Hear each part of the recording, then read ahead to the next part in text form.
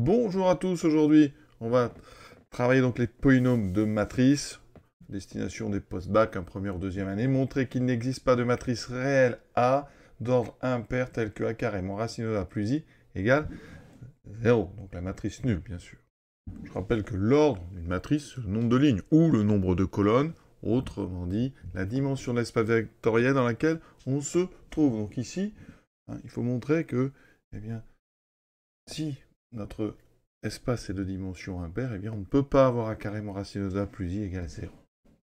Et je précise, vraiment, on est sur des matrices à coefficients donc réels, donc on appelle donc des matrices réelles.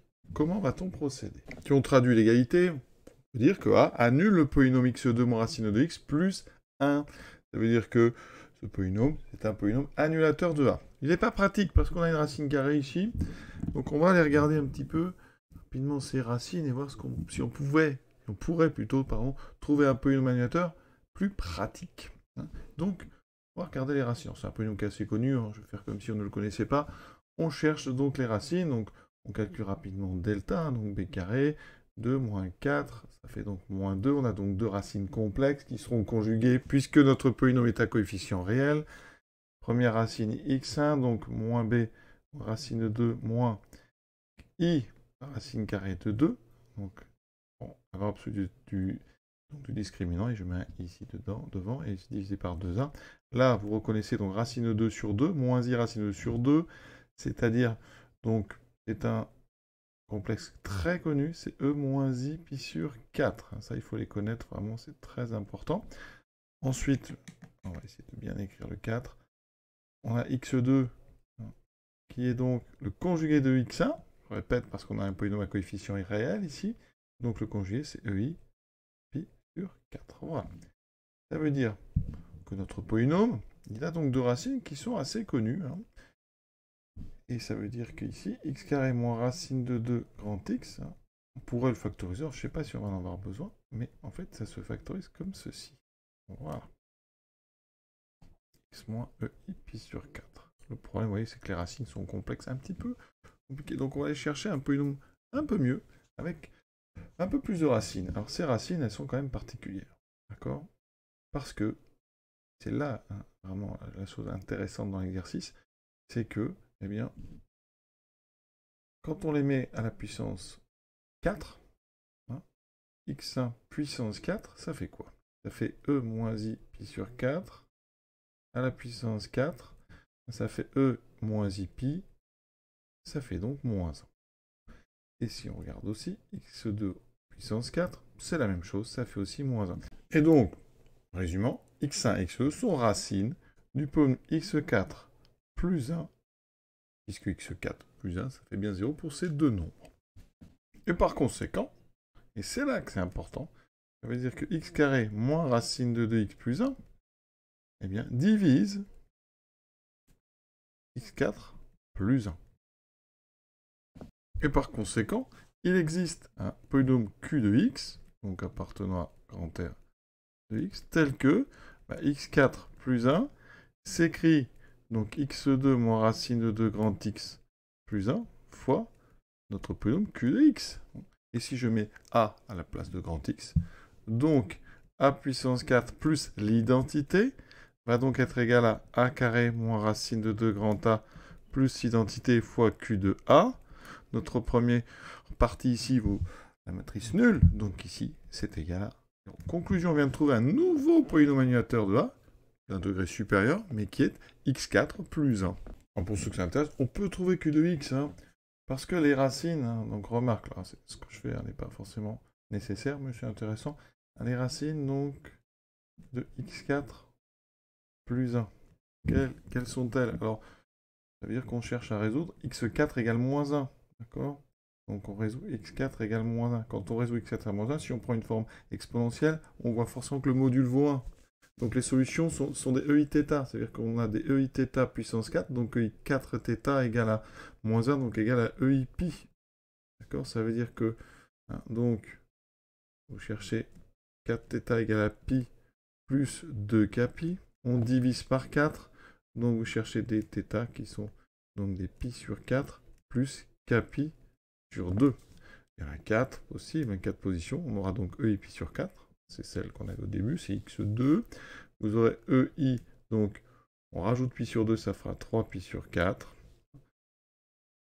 On aura EI 5 pi sur 4 et EI moins I pi sur 4. Alors EI 3 pi sur 4, il faut savoir, c'est l'opposé. C'est moins E moins I pi sur 4. Et EI 5 pi sur 4, c'est l'opposé de EI pi sur 4. Donc, on a nos 4 racines. Donc, on peut le factoriser entièrement. C'est-à-dire que votre polynôme, regardez, c'est x moins EI pi sur 4. Alors, je vais mettre le premier et le quatrième tout de suite, parce que là, en fait, regardez, on vient, en faisant ce produit, on reforme, en fait, x carré moins racine de 2 grand X plus 1. Et il vous en reste 2, donc qui sont avec EI 3 pi sur 4 et EI 5 pi sur 4. Je vais plutôt mettre les opposés des autres, c'est EX plus EI pi sur 4 fois X plus E moins I pi sur 4. Et donc en développant, j'ai X fois X, X2. Ensuite, on aura en X EI pi sur 4 plus E moins I pi sur 4. Formule de l'air, ça fait 2 cos pi sur 4, donc racine sur 2 fois 2, donc racine de 2 grand X. Et le produit, EI pi sur 4 fois E moins I pi sur 4, ça fait EI 0, ça fait 1. Voilà, donc vous voyez, on a réussi à factoriser en utilisant un passage par les complexes. Alors, ce n'était pas utile, hein. L'important, c'est que, eh bien, on sait que donc, A4 plus I, c'est nul. Et je vais quand même faire une autre remarque, parce que certains vont me dire que c'était une méthode bien longue pour trouver ça, mais voilà, quand on a ceci, alors, vous pouvez le mettre plutôt sous une forme, on va mettre le moins, parce qu'on veut se débarrasser, en fait, de la racine carrée de 2. Donc, ce qu'on peut faire, par exemple, c'est mettre le plus 1 à côté de x carré, et le moins racine de 2 ici.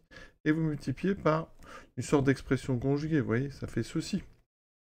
Donc, quand on développe, on aura x carré plus 1 au carré, moins le carré de racine de x, c'est-à-dire 2x carré. Donc si on développe, ça fait x4 plus 2x2 plus 1 moins 2x2. On simplifie, vous voyez qu'on trouve tout de suite x4 plus 1. C'est assez joli, c'est très rapide.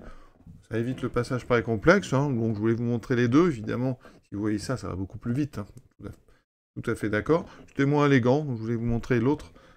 Ceux qui sont en deuxième année, c'est des choses que vous savez quand même se faire assez vite. Mais en tout cas, si ça n'était pas le cas, c'est toujours utile d'avoir comme ça ces différentes façons de trouver un polydénominateur de degré plus grand en enlevant ces racines carrées. Donc qu'est-ce qu'on fait de ce A4 plus I égale 0 maintenant? On en déduit, donc A4 est égal à moins l'identité. Et là, on va passer au déterminant. D'accord? Ça veut dire que le déterminant de A4 est égal au déterminant de moins I. Le déterminant d'un produit se produit des déterminants. Donc ça fait déterminant de A à la puissance 4. Et ici, on a déterminant de moins I. Alors, je rappelle une formule importante pour ceux qui débutent sur le déterminant. Le déterminant de lambda A, c'est lambda puissance n d'être de A. Évidemment, il faut que je définisse n. Donc, on va travailler dans un espace donc, de vecteur E de dimension n. N, c'est la dimension de l'espace dans lequel vous trouvez. C'est l'ordre ici, en fait, de la matrice. Ça veut dire que là, on va avoir un moins 1 puissance n d'être de l'identité, mais l'identité sont déterminants C1, donc ça fait moins 1 puissance n. Et n, hein, donc c'est la dimension de l'espace, c'est l'ordre de la matrice A. Pourquoi on a parfois un problème avec cette égalité? Eh bien, A, ça appartient donc à Mn de R. Donc, le déterminant de A, il appartient à R. Donc, comme on met à puissance 4, le déterminant de A puissance 4 appartient à R+. D'accord? Et donc, c'est là qu'il y a un problème. Moins 1 puissance n, si n est impair, c'est négatif. Et donc, ça veut dire que moins 1 puissance n doit appartenir à R+.